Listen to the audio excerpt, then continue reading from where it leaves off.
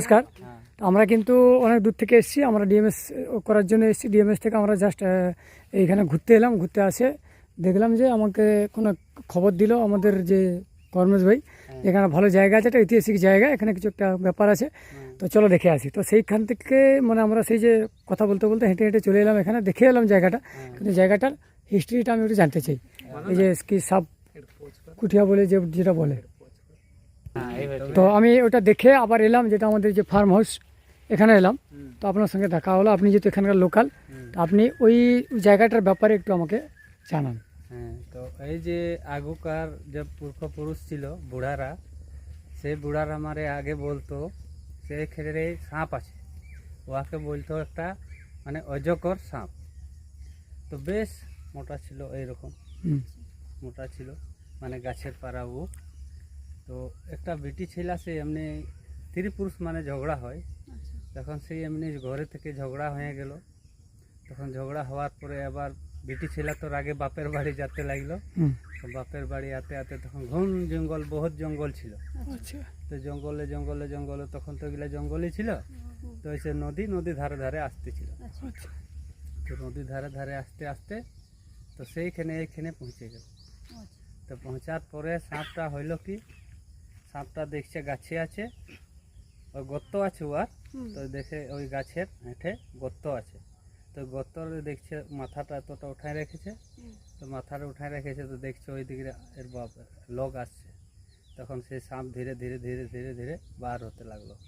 তখন ঠিক এসে গেল মায়াটা, তখন ঝাপ করে মেটে দিল। মেটার পরে ওইখানে পড়াইন দিল, গিরার পরে এখন ওকে নিজের মানে আহার করল। আহার যখন করলো তখন নিজের মানুষটা ফের পেছনে পেছনে আসছে, আবার নিজের লোকটা পেছনে পেছনে আসছে। তো আগের লোকে তো বড় বড় ফাঁসা রাখে, তো বড় বড় ফাঁসা রাখে। তো বলছি শালা এখানে যে ওর পায়ের ধাপটা দেখে দেখে আসতেছিল। বলি এত ধরলে শালা ওর পায়ের ধাপ নাই, তাহলে করা যাবে কি, তাহলে কোথা গেল? তো দেখছে সেই ওয়াকে গিলে ওই গাছটাই চাপছে। তো যত ধরলে ও আছে মানুষটা, তত ধরলে বুঝাচ্ছে এত মোটা। আচ্ছা, হ্যাঁ, আর এই দিকেও না মাথা দিকেও সরু বুঝাচ্ছে। আচ্ছা, বলিস ঠিক সালা এই আহার করেছে।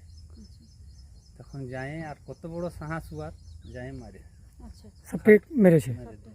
মারে দিয়েছে। তো এই নেজের একটু উপরে মারে দিয়েছে, জানছে এখানলেই তো খাইয়েছে। তার ওয়ার হেঁটে মারে দিলেন। বেটি ছেলে বাইরে গেল। আচ্ছা, বেটি ছেলে যখন বাইরে গেল, তখন ওয়াকে টাইনে আরো বার করলো, বার করে স্নান করলো। তারপরে দেখছে ওইখানে সোনা রূপা,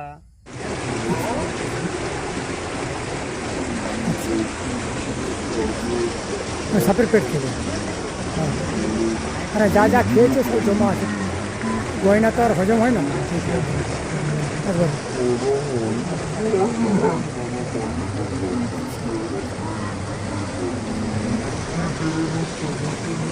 মেয়েটা বেঁচেছে মানে হঠাৎ করে খেয়ে ফেলেছে, তখনই কেটে দিয়েছে। মানে সে তার বিষাক্ত হয়ে গেছে সেটা।